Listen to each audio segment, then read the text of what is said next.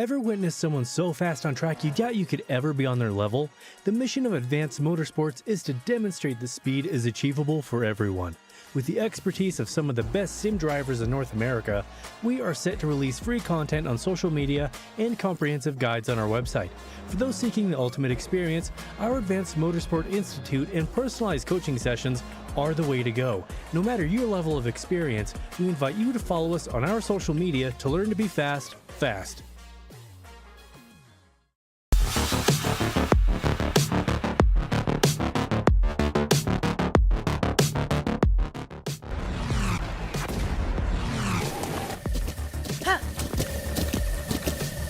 With the Butt Kicker Gamer 2, what you see and what you hear is what you feel.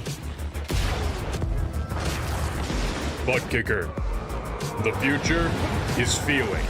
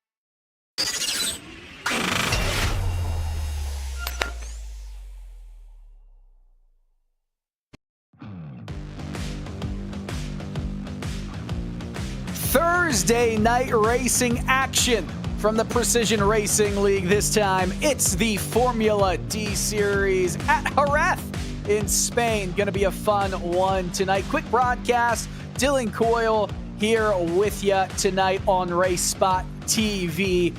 It's going to be fun. You know, it's not the biggest field right now, but a lot of quality, and sometimes that's all you need.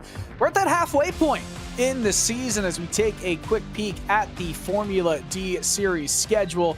Legitimately, we are at the halfway point. Before this race, we've gone through 4. After this race, we'll go through 4 more. Of course, we started at Road Atlanta before traveling to multiple circuits of differing challenges and lengths, of course, before we came to Jerez for this evening's affairs. Silverstone, Okayama, Mount Panorama, and Bathurst, as well as the Nürburgring, ending this season before this month ends. We really make use of the leap year here with all 29 days in February, at least the first and the last getting some PRL action as we move over to the standings for Formula D, and it's quite close between Jake Vasconcelos and Tristan Callahan, but Clay Harris as well as Earl Yuroksoy, Dave Peterson in the top 5 trying to keep it close. They still are within striking distance, but the window is starting to close up just a little bit here. Of course, battles going on all throughout the rest of the top 10 as we move to the team standings, and it's starting to become a little bit more difficult for Yeast Motorsports to catch up to Vulture Motorsports at the midway point of this season. 25 points separates the top 2 from each other, but it is close for that second spot on the podium. Viking Hot Rods Racing just 10 points back of Yeast Motorsports. Other than that, though, it looks like the podium is pretty much set for the teams that will be there. I know we're at the halfway point, and there's a lot of things that can change, but Private Label Team Hype will need a massive resurgence in the second half of the season for anything to be done in that regard. To take a moment to thank some of our partners in the Precision Racing League's broadcast on RaceSpotTV. And of course, we must start with Advanced Sim Racing. Owned and operated by passionate sim racers, Advanced Sim Racing designs and builds the sturdiest and most durable aluminum profile racing simulation cockpits available in the market today. All PRL members also get a 5% discount on ASR products using the Precision 5 coupon code. Racebox Sim Racing. Racebox offers mid and high-end button boxes for sim racing enthusiasts, from the casual gamer up to the most meticulous sim racing driver. Competitively priced and carefully handcrafted, our button boxes are an enjoyable addition to any sim racing setup. Visit raceboxsimracing.com and get a 5% discount using the Precision 5 coupon code. The Butt Kicker. Butt Kicker products add incredible immersion and realism to every game. Feel every nuance and truly put yourself in the driver's seats.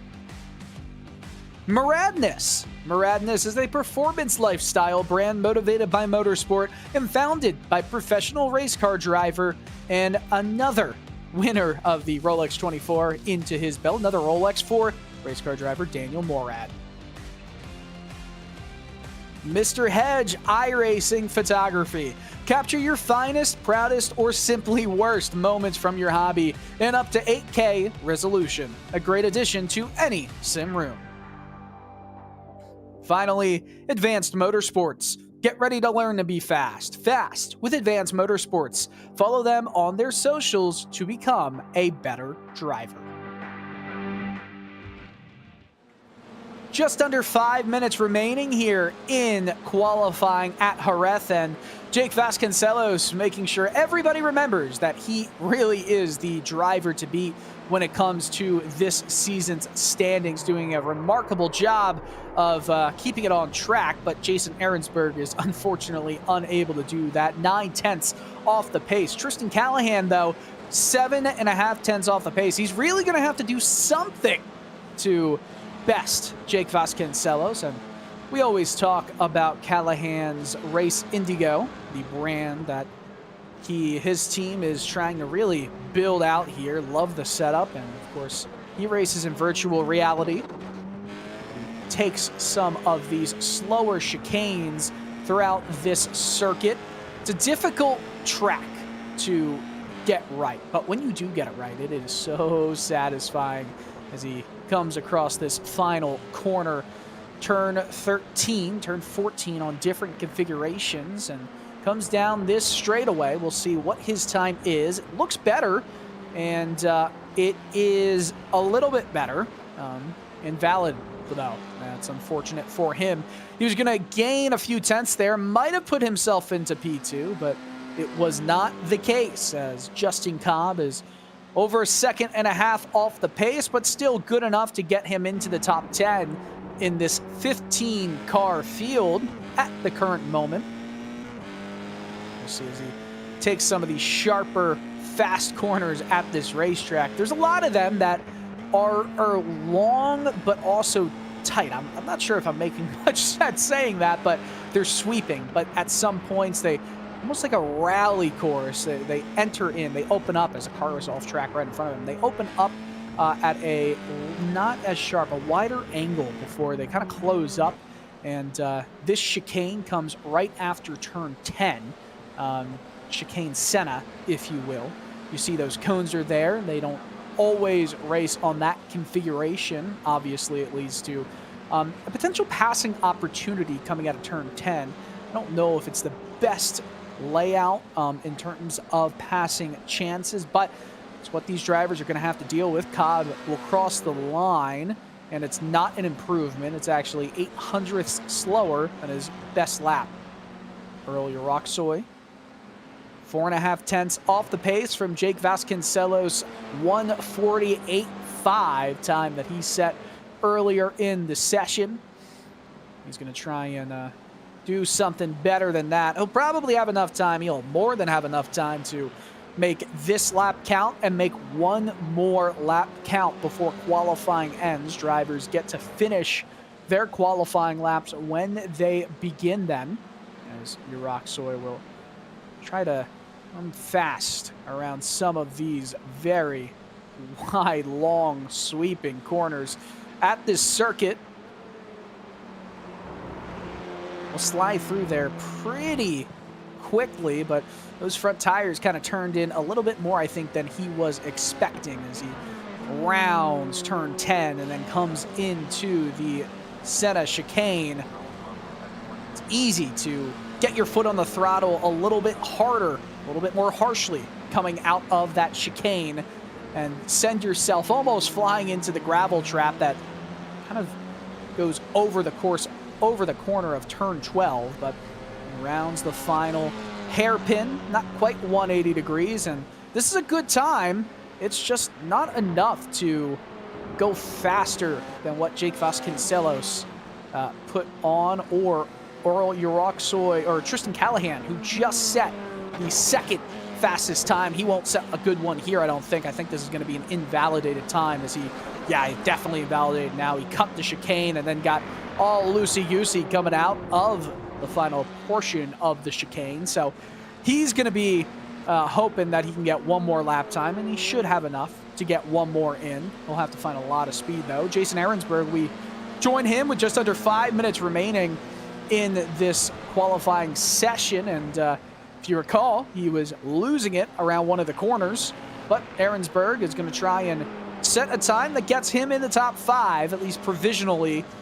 He's got a minute or so remaining on this lap, but there's only 3 seconds remaining in qualifying as the clock runs out. Checkered flag waves. Every driver here will finish their current lap, and it's going to be the one that they set. Justin Delano just set a really solid time. You saw him go green, made sure he set a faster time than what he had before. Currently, Austin Harris, who just went green as well, is staying in P5. I believe all of those drivers have completed their final laps. We'll have to see. Ahrensberg might be the only one still out on the course, and he's a fast driver. It's just, for him, for Ahrensberg, I feel like it's almost a matter of just keeping calm and making sure that you don't get too uncomfortable pushing the car. So often drivers will push harder into the corner than they really need to. There's a perfect example right there. He did exactly that, and it's going to cost him severely here as he comes back onto this front straight, crosses the stripe. It's a really okay time. He might have been able to best that time and get into the top 5 if it wasn't for him braking a little bit too hard and sending him off course, locked up the brakes. Callahan trying to get one more really solid time. Can he get the pole over Vasconcelos? He'll cross the line. It's a really solid time. Is it good enough? No, it's still 1/10 back of Vasconcelos, but what it can tell us is we might have a good race on our hand between first and second. Only a 10th separating them as we cross the checkered flag. All the drivers have gotten to the starting grid, and we'll read out their names. Jake Vasconcelos will start on the pole with a 1:47.40. Did better on one of those final laps. Tristan Callahan, he did show some really good speed as that qualifying session was ending. He'll start in second. Earl Uroxoy and Justin Delano will round out row 2, while Austin Harris and Jason Ahrensberg, just a few thousand separating them, 5th and 6th. Dave Peterson and Zachary Yurt will start alongside each other in row 4, while Menes Angalakududi will start next to Justin Cobb. Sean Duhamel and Joshua Reed in row 6, 11th and 12th, while David Hebert, Donald Olson, and CJ Conklin round out your 15-car field. All drivers, rarely you see this, setting a time through qualifying. Well, drivers are still going to get themselves set and ready to go here for this 35-minute affair at Jerez. And if you want a lesson on this circuit that is quite often used for motorcycle racing in the MotoGP, but used to be used by Formula One, obviously one of those classic racetracks that I wish would make a return as a Formula One circuit one day, but nonetheless, it makes a return in Formula D action in the PRL here tonight. February 1st in the United States. where a lot of these drivers are obviously based. Track conditions 70 degrees Fahrenheit, 68 degrees ambient. That is some cool track temperatures set for the 1st of March, meaning that these tires, they might take a little bit to get up to temp, but once they're up to temp, it's not going to really bleed off. The rubber isn't going to peel off too much. These drivers will have to make a pit stop more than likely in this race, and it's going to have to come just for fuel. Rarely will you see drivers come in for tires during a 35-minute sprint race, estimated to be 21 laps here. Just waiting on Austin Harris and Jake Vasconcelos, as well as David Hebert, to jump and join in on the fun on the grid. Vasconcelos joins Hebert and Harris, the last two remaining. And you see that Vasconcelos will start on the right side, coming towards turn 1 at Curva Expo 92. Almost 90 degrees. This is a little bit more than that. The lights have come on. We're ready to go racing here at Jerez. 15 drivers. Who's going to make it to the line first? Underway here at Jerez. And Vasconcelos gets a good jump, cuts to his outside to cover off competition from Tristan Callahan. The top two have really gotten away brilliantly here. But here comes the rest of the field. Earl Roxoy leads the rest in third. Oh, we've got a collision. Locking up the brakes in the background and getting into the gearbox. A driver in the midfield. We'll get a replay in just a few moments. But for the time being, the top two have broken away quite easily after the first sector of racing action here, and everyone else just trying to shuffle their way through the middle portion of the circuit here at Jerez. A driver, Uroxoy that was, dipped his left side tires into the gravel on the exit of turn 5 as they head down into turn 6, this long straightaway before moving into turn 7. Side-by-side racing. Angelica Duty has moved up into P7 as Austin Harris is racing in P6, a second up in ahead of them. It's pretty much first and second in their own group, third to sixth as well in their own. Oh, and a big spin, and 4 cars have gone into the gravel. They've all made collisions, and this is a big parking lot on dirt roads. Not good, as they all came to this very deep corner. I mean, Manis as well as Dave Peterson, Justin Cobb involved, and CJ Conklin made it through. He's in 11th, but it looked like Zachary Yurt as well could have had something to do with it. We rejoin the lead pack battle. Vasconcelos as well as Tristan Callahan have broken away from Justin Delano, and by a big margin at the end of lap 1.5 seconds as we move to 1 minute and 50 seconds into this race. So again, 21 laps looks to be key as we get a replay of what happened. And it just was sloppy, to be quite honest with you. One driver getting into the back of another. Obviously, that's not going to bode well when you're trying to make it through that corner. It seemed like the two in behind just had to take avoiding action right there. It's unfortunate, especially with 15 drivers in this field, 4 of them getting involved in a lap 1 incident like that. Doesn't appear that there's much damage, though, to any of them. Dave Peterson obviously is down pit lane, but everybody else is back out on the racetrack. I believe Peterson was the one that ran into the back of Menes Angalakadudi, and if that was the case, then it's front wing damage that Peterson is getting repaired right now. Unfortunate, but if that is the case, then Peterson certainly getting the worst of a mistake that was what looked like his fault. But we're watching the lead battle, and there is that 3rd to 6th place battle going on as well, pretty much. Like I was trying to say before that wreck happened.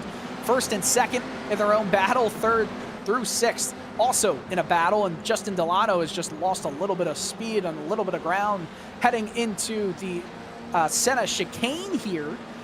Dipped his left side tires in that gravel on the exit of turn 10, which obviously led to a little bit of a closer battle between he and Uroxoy at the end of lap 2. As you see the leaders pop in and now out of your screen, but the focus is right now on the slipstream. There's a big run down to turn 1. Yoroxoi just a 10th back, gonna try and make a move on the outside. That's daring if he can hold it. A lot of room given by Justin Delano, and Yoroxoi took a lot of advantage of that curb on the outside. He clears him though.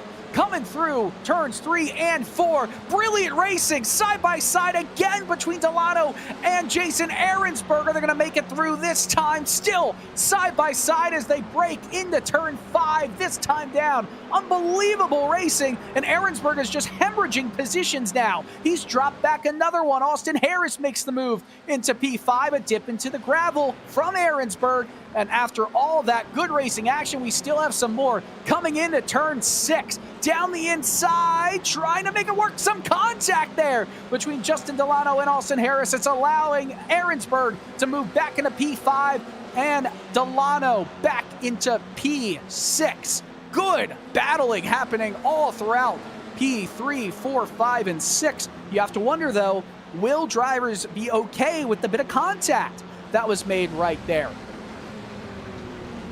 There's a replay with Donald Olson going on, just losing it, overcorrecting out of turn 1. Luckily enough for him, he was able to keep it off the wall, off of any barriers, so he keeps it going without any damage. Just a little bit of hurt pride and a lot of time lost to any of the competition going on in the other top 10 positions. He's currently running in 10th, only 7 tenths in front. Oh no! It's Jason Ahrensberg around again! All the issues we saw from him in qualifying, we obviously saw some problems with him in the race, and it comes back to bite him again, losing positions and getting back onto the track in potentially a little bit of a dangerous way right there. He's going to fall all the way back into 12th, and it was his own doing. Got on the throttle pretty early on the exit of the final corner, and you saw it came to bite him right there as we right now go back into this lead battle. Vasconcelos, Tristan Callahan. 1 second has separated the number 10 car from the 76. And this is a big race for both of these drivers when it comes to this championship battle.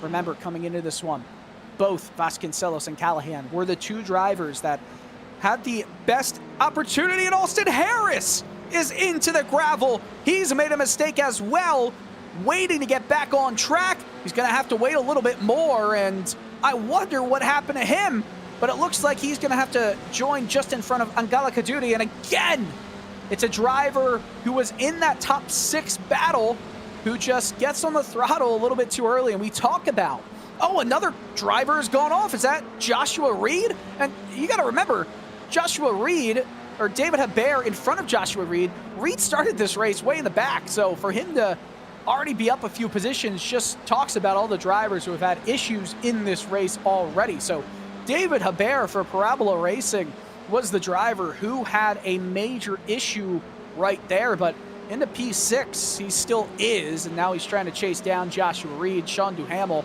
right on his gearbox. So Duhamel and Hebert in the 6th, or I should say Reed and Duhamel 5th and 7th. They have gotten quite fortunate from the mistakes of others in this race so far. And what is the old saying? To finish first you must finish, as we see Joshua Reed's problem here. Totally overcooked the corner, tried to keep his foot in the throttle on exit, got into the gravel and did a good job of just keeping it on track, but it definitely led to Hebert and Duhamel starting to catch up pretty easily to him, and that's the competition. That's the battle for 5th we currently see on your screen. Long run into turn 6 going on. It's another incident, and this is for Menace Angala Kaduri, who has been involved. Almost got rear-ended by Zachary Yurt, who had no fault of his own right there. Angala Kaduri joined in a quite unsafe manner right there.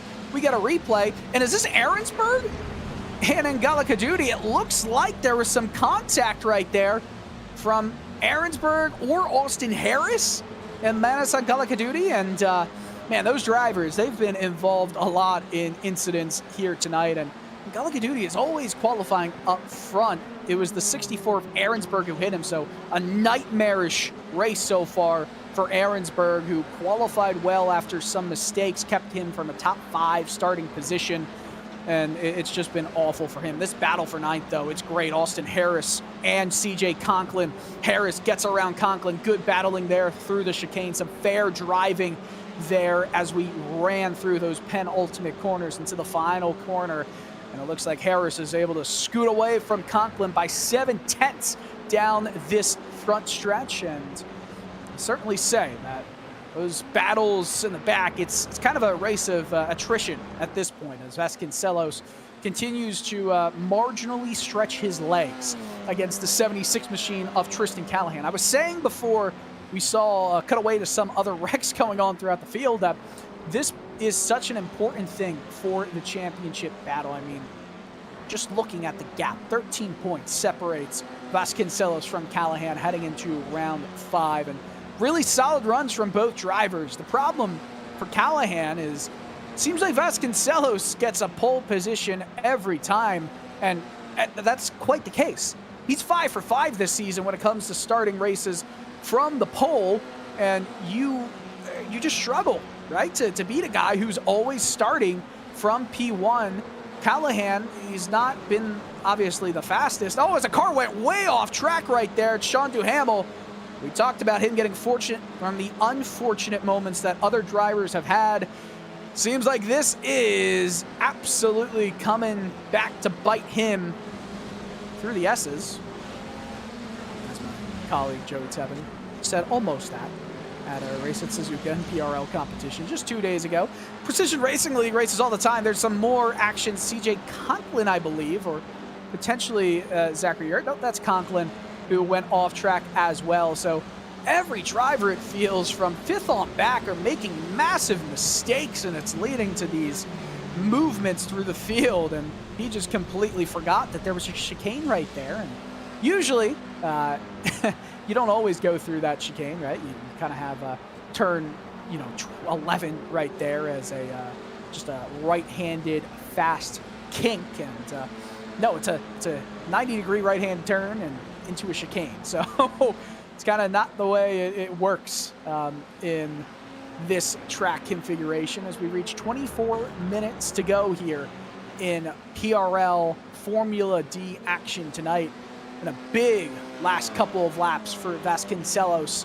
When it comes to beating Callahan, Vasconcelos' time was a half-second quicker than Tristan Callahan last lap, as they've completed 7 in this race so far. Joshua Reed and David Haber, 7/10 separate those two drivers for a top 5 position in this race. But looks like that's all they're going to be competing for, a top 5 position, as Haber links out a little bit, which is always difficult when you're in the middle of the pack at a super speedway race during a PRL Cup Series, Grand National or Truck Series event, Sundays and Wednesday nights on RaceSpotTV. Always got to be plugging there. This is a 3-car battle between Donald Olson, Austin Harris, and Sean Duhamel. Remember, Duhamel just made that brief mistake, went off track at the chicane for, right now, 7th place. We saw the battle for 5th between 2 drivers. Now it's a battle for 7th between 3 of them, but I'll say for certain that Jason Ahrensberg has fallen off, and Dave Peterson out of the race. A few drivers kind of blinking in. David Haber, that's why the leaderboard went all squirrely on you, as a quick look down the inside from Harris sets him up pretty weirdly into turn 1. Well, right on board this camouflaged heart-based machine as he comes through the S's here. The first parts of Jerez. Turn 4, sweeping uphill left-hander. It's a bit blind as you run up the hill into turn 5. This is a long sweeping right-hander. Look how squirrely and uncomfortable it was for Austin Harris there. He dips his left side tires into the gravel. That's not going to help him make up any momentum as he takes the run into turn 6. Trying to get the best apexing point possible. Once again, gets him a little bit not set up properly for that turn 6 corner. Turn 7 here. It's just a lot of fast corners. And these Formula 4, these FIA F4 vehicles, they don't have that much downforce, right? They're not planted so much by aero grip. They depend a lot on mechanical grip, as looking that going wide is Donald Olson. That's going to open up the door for Austin Harris to make an attack heading into the chicane here. Dipped his front wing down the inside, but ultimately thought against making a move there. He's going to have a really nice bit of momentum coming into this final set of corners here. Ahrensberg has caught up just a bit into this battle, as well as Duhamel. Those gaps have closed quite considerably as a move down the inside is made by Austin Harris on Donald Olson, or I should say Olson on Harris, as side by side they go into turn one, swapping positions. Who gets the front wing out in front just a bit more? Austin Harris wins that battle, and it opens up the door for Sean Duhamel to make a daring attack down the inside, or maybe the outside around the turns 2, 3, and 4 complex as they run into turn 5 after this one. Good battling here in the back of the field. I should say more the midfield, but almost feels like the back with the quantity of drivers in this one. Almost 15 minutes gone from this race in PRL action. Jason Ahrensberg goes off track once again. This time he's able to keep it straight, though. He's at the back of this battle. He's been involved in a lot in contact, in mistakes, and Sean Duhamel will look to, as well as Ahrensberg, take advantage of a mistake from Donald Olson. It's a race of mistakes. Olson, Ahrensberg, side by side, not in a corner you want to go side by side at, but Ahrensberg wins the battle between he and the 413 machine of Donald Olson, as they make a good move. Look at Cobb, and it's the Justin Cobb cam, as there are some fans in chat saying quite interesting things, as they're excited to see what he will do back in P14. Unfortunately for Justin, involved in a few incidents earlier on, and he is the last driver out on track at this moment.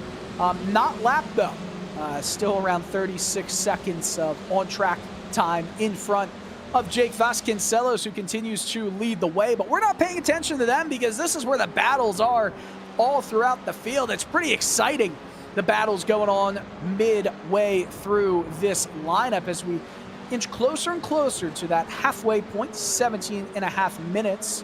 When we reach that, we are halfway through the race, probably 8 laps or so away from potential pit stops, unless they decide to run into the pits around this time. Ahrensberg, we ride on board paint splatter machine as he takes a better corner there, the run off of turn 5 in the slipstream. Let's see if he catches it all heading into 6. Takes a big look down the inside. Really wide there was Sean Duhamel. That was a big mistake, as these two have fallen off the battle for 6th quite considerably now. Almost 2 seconds separating Duhamel back from Austin Harris, so it almost seems like Ahrensberg is being held up. Ahrensberg has held himself up this race, if I'm being completely honest, by his own mistakes, because we know his pace is solid. 1 lap pace. When he's on his day, he's a top 5 driver in this series, but it's just that consistency that he needs to work on as he takes a brash look to the inside. That's not going to help earn him any time or track position on Sean Duhamel. It's ended up costing him almost half a second there, but a horrible entry into that Senna chicane as we ride back to the battle for 11th. 2 drivers that have had their fair share of moments in this race, as most of them have, but CJ Conklin and Zachary Yurt, both of them trying to make their way through this final corner the best way possible, and Conklin completely messed up that last corner. That's going to allow Zachary Yurt to move in front, but Conklin's going to have the momentum. Does he have enough to get down the inside? No, he actually had to drop back and follow the leader. Well, at least the 11th place car. It's got 1s in the number in the position title, but it's got 1 too many 1s for him to be too excited about that, as we rejoin David Hebert and Austin Harris in this battle for 6th place. You see Duhamel and Ahrensberg still fighting, while Donald Olson is trying to get involved in that battle. You see him just underneath the bridge right there.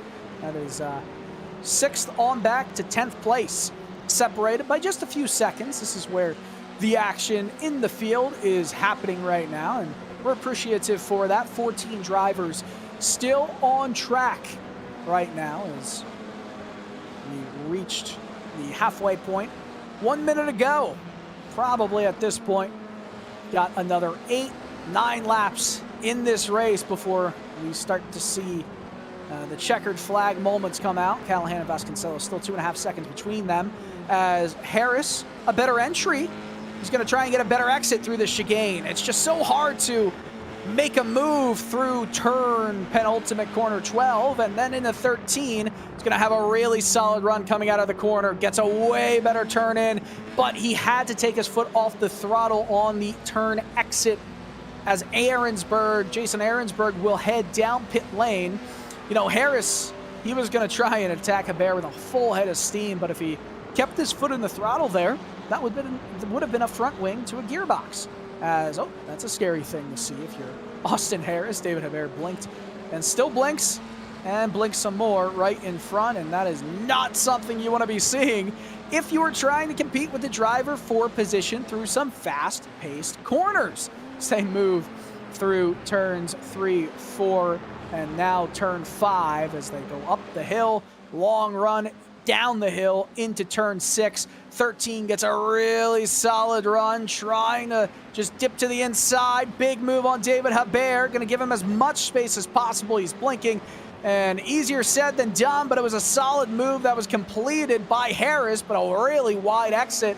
Almost opened the door back up for David Hebert to re-enter P6, but if Jerez is able to get these tires cooled down a little bit and not go wide on corners here, he would be able to maybe run away from Hebert, but oh man, that was close. Jerez almost got steamrolled by Hebert. So those drivers, what's the old Darrell Waltrip saying? They're driving horrible. Nah, they're driving great. Vasconcelos, Tristan Callahan rejoining them. These two drivers have had quite the quiet race so far, and you know, it's funny. They're fast, right? Both of them are the class of the field, especially throughout the early going here this season. But with these two going so fast, it's almost crazy, right? That consistency that they've got. Neither of them will make a mistake, so it comes down to how fast they can consistently be. And even though Callahan would be the class of the field, anytime Vasconcelos isn't racing, Vasconcelos is racing. But the gap is quite close in the championship standings and in the race as pit stops continue to go on. Jerez came down pit lane to Hamill and Donald Olson as they exit the pits. Quick pit stops for them, all ranging from 4.5 to 5 seconds of time spent in the box. So it's just a little bit of fuel for them as we continue to watch this race and watch the timer tick down like it's been since the opening of the season. Unfortunately, we do not have any Formula C action for you tonight in the Precision Racing League. You can always sign up for season number 2 in 2024. Way to do that is go to precisionracingleague.com. Get involved in the forums on the site. Get involved and join the Discord. There's always something going on, always some conversations to be had. And there's a ton of series, I believe 10 in total throughout each week. 9, actually, if I'm doing my math actually properly. The only series besides Formula D for this season that has a 1 race per night kind of thing is the PRL Cup Series, as we watch them on Sunday nights for 90 minutes, or the lap counter, whatever comes first. This is a 35-minute race, and Tristan Callahan is not thinking about 35 minutes. He's more thinking about 3 seconds, because that's how far he is behind Jake Vasconcelos as he cracks the neck a little bit, gets the back kind of moved up, gets more comfortable in that sim rig of his before he tries to get going again and catch up to Jake Vasconcelos. So that gap has just extended last lap. You know, every time we've highlighted the gap, we saw it come down, maybe a tenth, maybe a few hundredths, but then Vasconcelos finds another level. I mean, that last lap for Vasconcelos was half a second quicker, it looked like, than Tristan Callahan. That's a big mistake there from Tristan Callahan coming through one of the final corners on the circuit before we head into the center chicane. And unfortunately for him, it's just leading the more lost time, and it's not like there's much competition for Vasconcelos other than Tristan Callahan's fast times on track. We see that clock wind down a little bit more. At this point in the race, probably have 6 laps to go, maybe 7 or 8. You have to wonder when they come down, all the drivers, for pit stops, as this battle for 7th continues on. Zachary Yurt and Austin Harris under a second separating these two drivers, and Yurt with a steady time up the track. He's yet to come into pit lane though, so you have to wonder if this is just a hold up for Austin Harris at this point. Remember, they're on equal tires, right? You're not coming into the pits for fresh tires, so theoretically these cars should all be performing the same. As you see Austin Harris getting a little bit brash, trying to make a move work. It looks like Yurt's coming into pit lane right now, so yes, that's exactly what he'll do with 10.5 minutes to go. Frees up Austin Harris to try and chase down some of the other drivers in front. Joshua Reed, who is coming out of pit lane with a really long pit stop, 7.7 seconds longer than most drivers should have come into the pits for. 30.4 second time down pit lane, and I wonder if he tried to take more fuel than he really needed, because I mean that's almost 3 seconds longer than some of the drivers' pit stops have been throughout the race so far. As David Hebert currently in P4, still blinking as Justin Delano tries to find the best way to attack him. It's not easy to battle a car that's blinking, as Jake Vasconcelos, the leader of this race, heads into pit lane, as well as Tristan Callahan with under 10 minutes to go here. We'll see if there's any mistakes in pit lane, but you have to imagine they're going to come in and come out with around a 3-second advantage for Vasconcelos. Earl Uraxoy moves down into pit lane as well. And we're assuming that Hebert and Justin Delano will also make appearances down this short pit lane on the front stretch of Circuito de Jerez, as those pit times were almost identical. A 10th save for Tristan Callahan over Jake Vasconcelos. Uraxoy will go a few tenths longer, and Austin Harris off track. You have to wonder if it's just too many mistakes for him. He takes a tow into pit lane. Unfortunate moment for the driver who was really starting to compete, maybe for a top 5 spot in this race. No more. That is no longer the case. We'll catch a replay here, and I'm surprised he towed it.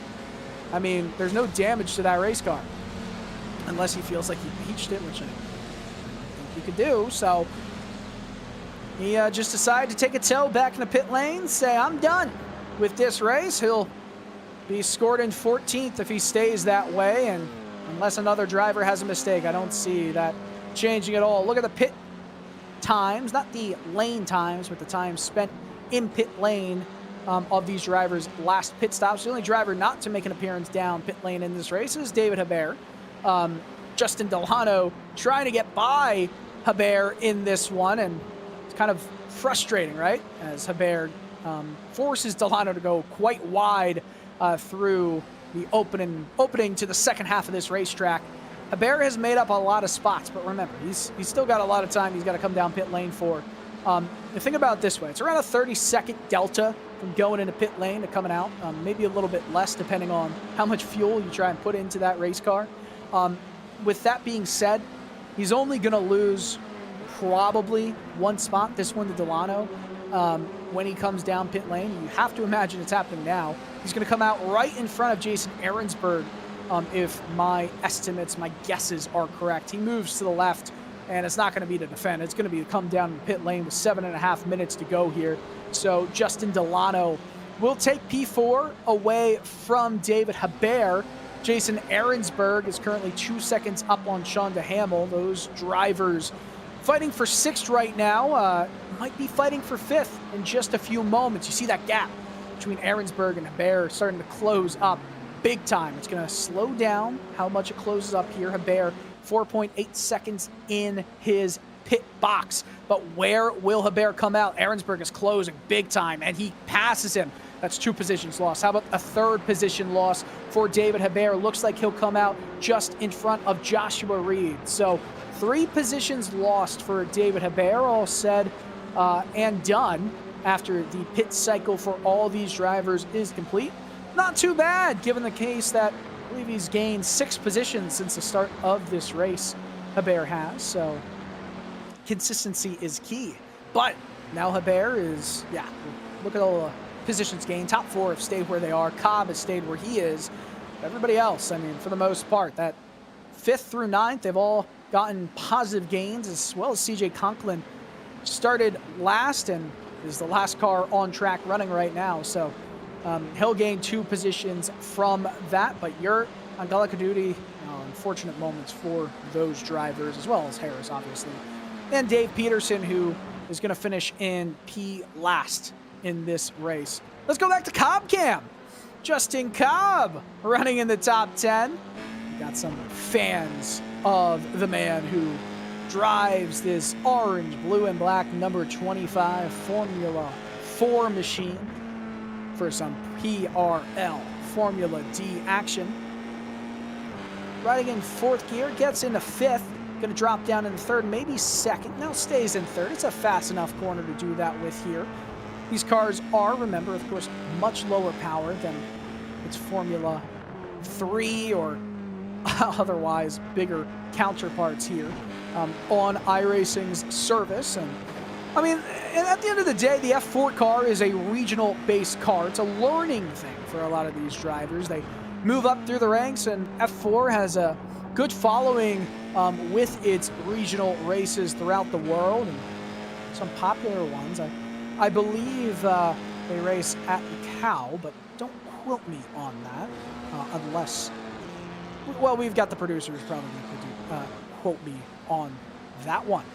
Dustin Hollis in the production booth, helping yours truly, Dylan Coyle, out with this PRL Formula D broadcast. Vasconcelos just under 3 seconds in front of Callahan still. Callahan has made up some ground post pit stop, and considering where we are with the amount of time left in this race, through the amount of laps potentially remaining, I mean, we're looking at 3 laps to go.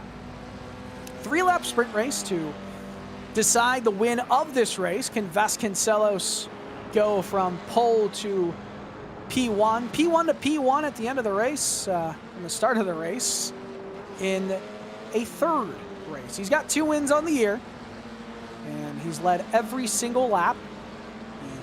He entered this race P1. I mean, it's pretty much the Grand Slam, right? You always aim to go into every race event looking for pole position, looking to lead every lap, and looking to win the race.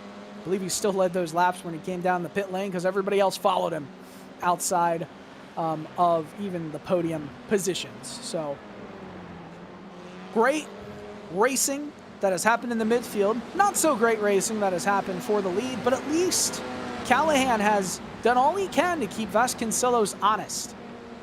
I mean, we talk about maximizing your point scoring opportunities. And it's exactly what Jake Vasconcelos is doing here tonight. He did that in rounds 1 and round 4, 57 points in each of them. His lowest scoring round was a round in which he finished outside the top 5, but still gained 46 points. Callahan, his worst round was round 1, 44 points. His second worst was 48 points, which is crazy to me that we talk about Vasconcelos' second worst was 52 points. I mean, that second worst is a career best finish to get 52 points and a top 5 from a race weekend here for a driver that is not of Vasconcelos or Callahan's potential and pedigree. As this battle for 8th continues, it's the only battle on track that is within a second of each other, but these drivers are all fighting for 5th through 9th in this one. They've kept each other honest, and they've gotten the elbows out throughout the laps that we've turned here at the Circuito de Jerez. It's been a fun race for these drivers involved as they move through the, oh no, big mess. Sean DeHamel off in front of these drivers through the chicane.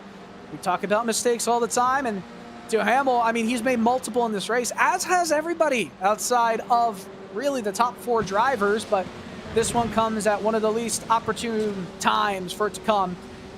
overcooked the entry to the chicane and had to wait for 3 drivers to pass him. And that's 6th place. Pretty much gone for Sean DeHamel, who's now 4.5 seconds off of 8th place. Unfortunate, but that's why attrition and consistency is absolutely key. Vasconcelos has, by the way, dropped another 100th here or there. Callahan's doing all he can, and he's doing quite impressive, but it's just not enough unless there's a big mistake in the last lap and a half of this race.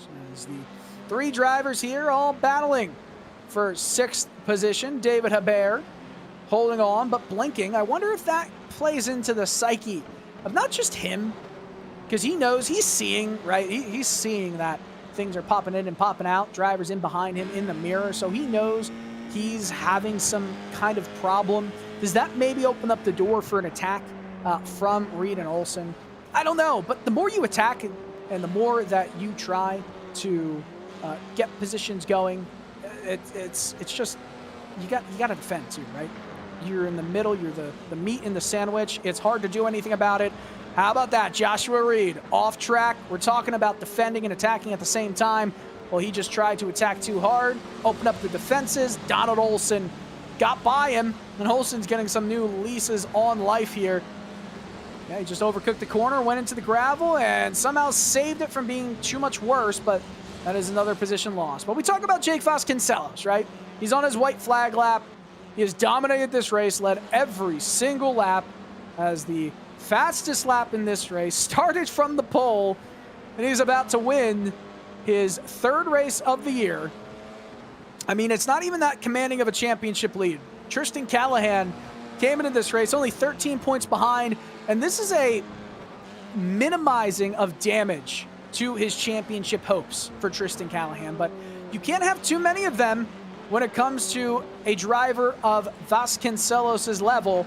As he rounds the penultimate corner before we go into this almost 180-degree final turn here at Jerez. It's been Vasconcelos all night. It's been his race. He's been dominant. He is going to come across the line to win at Jerez and take his 3rd win of the season. Tristan Callahan will come home in 2nd, his 4th top 5 in 5 races. Earl Uraxoy will round out the podium here tonight. Really good, really solid drive for him. And it looks like Justin Delano will hold on quite easily to P4 as more battles start to kind of die out throughout the rest of this order, throughout the rest of this lineup. Jason Ahrensberg, that is a driver in front. That is CJ Conklin, not on the lead lap. He is going to finish a lap down, and just traffic for Jason Ahrensberg to deal with. The fact that Ahrensberg finishes 5th after the race he had is remarkable. David Hebert, too. I mean, all these drivers, again, the top 4 were good. Everybody else kind of drove a poor race and somehow ended up where they finished. Joshua Reed barely hangs on to P8 over Sean DeHamel. That's a positive gain for him. And Cobb Cam returns. Justin Cobb, well, as long as he doesn't make a mistake in the last 100 feet, gets P10. And Zachary Yurt will be the last driver to finish this race, the last man on the lead lap in that 84 machine, as he comes around turn 13, the final corner at this configuration of Jerez, to take 11th place in PRL Formula D Series action here on Thursday, February 1st. Let's take a look at the results on your screen. Jake Vasconcelos, after 21 laps, wins by 2 seconds over Tristan Callahan, while Earl Uraxoy starts the Vulture 3-4-5 with a podium finish. Justin Delano and Jason Ahrensberg, those Vulture Motorsports teammates that round out the top 5, with David Hebert for Parabola Racing finishing in 6th, 3 seconds ahead of the 413 Viking Hot Rods racing machine of Donald Olsen. Joshua Reed 3 seconds behind Olsen, while he just barely finished ahead of Sean DeHamel. Justin Cobb, the New England-based driver, rounds out the top 10, while Zachary Yurt finishes last on the lead lap in 11th. Menace and Galakadudi and CJ Conklin 12th and 13th, 1 lap down, while Austin Harris finishes in 6th, and Dave Peterson, out very early in this race, finishes last, 15th, 20 laps down. That fastest lap of the race set by Vasconcelos was on lap 6 with a 1:46.98. Waiting for some of our drivers to enter into the broadcast booth, and Jake Vasconcelos joins us first. A dominant win. I mean, this is a grand slam. You had the fastest lap, you got the pole, you led every single lap, and you won the race.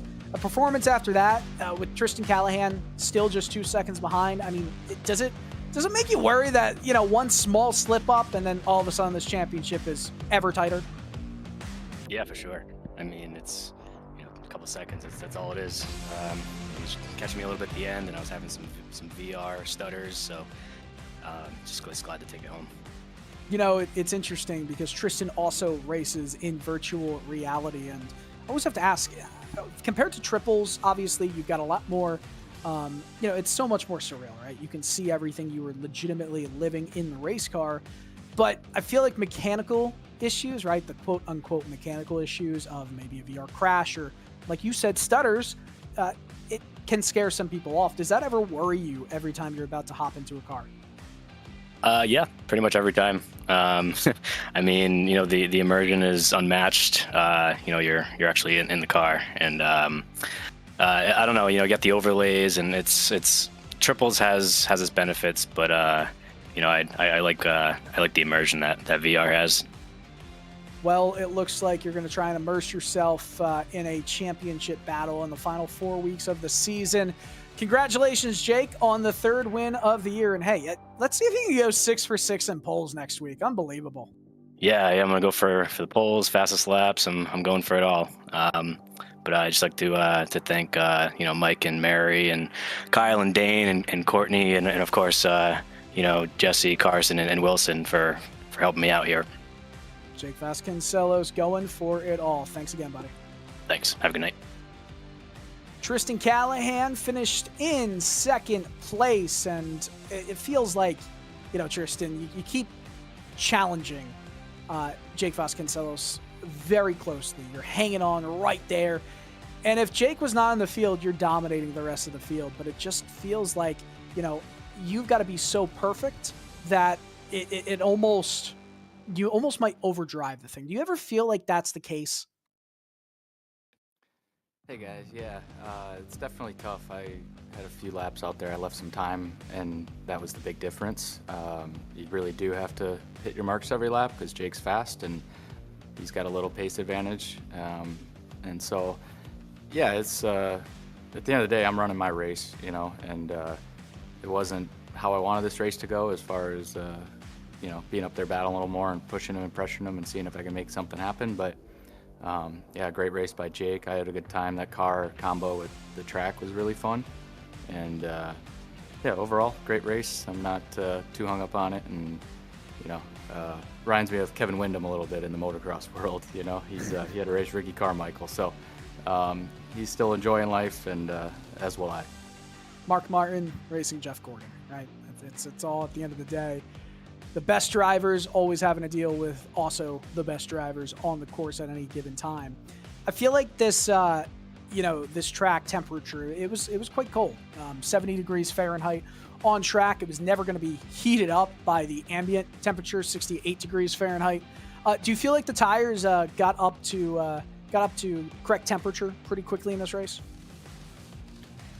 Yeah, I was surprised even just in practice, this first lap out on cold tires. I felt like I had a lot of grip, and I felt fast right off the bat, which was a good feeling. And then I realized it was really cold, so everyone was fast. But it was that, I think, overall made it even more fun to drive. Probably didn't help just keeping competitive, I guess, just due to the fact that less opportunity probably for mistakes.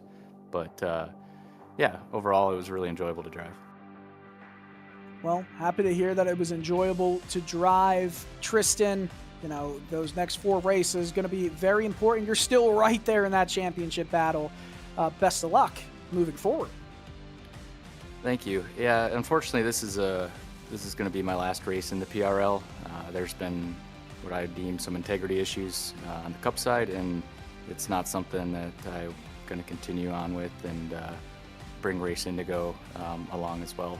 I feel like there's something worth standing for, and yeah, as much as I would like to contend for this championship, my integrity is more important. So good luck to Jake and the rest of the field, and hopefully we'll see you guys maybe in a different league or something like that.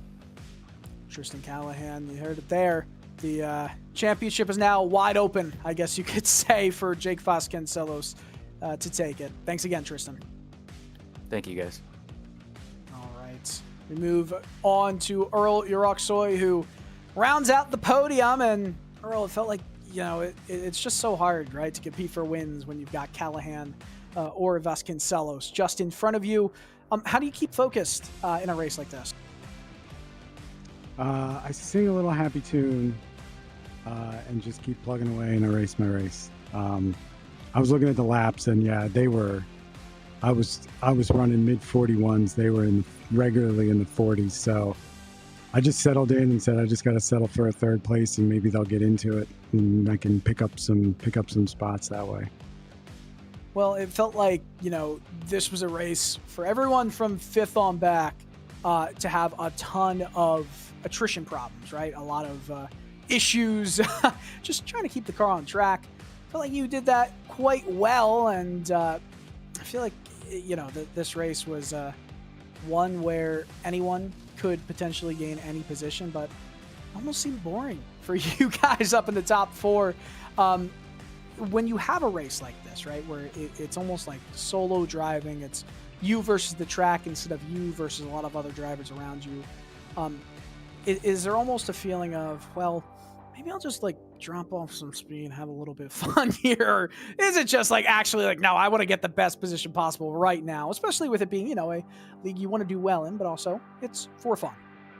Yeah, I was definitely pushing to try to catch them, and then had to manage my tires towards the end. So I was definitely not just out for a cruise. I was definitely pushing to try to catch them, but in the process, again, kind of overcooked the tires. And I was also racing back from an early mistake, where on lap 1, I think it was, where I had to give up third place. So I was kind of racing to get past that and catch back up with them.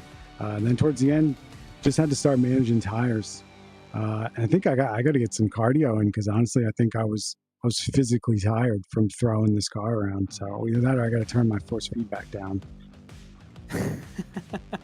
Well, hey, it's an arm workout, right? It's an arm and core workout. That's what they all plan for, right? In the real world of auto racing. But, yeah, it's a good workout for me. I wear my watch and my heart goes up to about 120, 125. So you got to share it with us. We love to see that info and stats. I see people doing that. I have no idea how to do that. So hey, me neither, man. Drop a link in the RaceSpot channel, and I'll go hook it up. Earl, thank you again, and hey, best of luck in the final 4 races of this season. Yeah, I'm coming for Bathurst. Bathurst is my goal is to do better than third. So plan on seeing me at Bathurst. All right, Earl, thank you very much, and congratulations on your podium finish. Thanks, guys. See ya. Well, it has been a night. There's been some good racing that we've seen tonight in the midfield, but at the end of the day, dominance and greatness goes on. And you see there, Jake Vasconcelos in that number 10 East Motorsports machine, the all-classic yellow, black, and white open wheel machine, wheeling it to victory here at Jerez. An unbelievable show of dominance, pole, win, fastest lap, and all laps led in this one.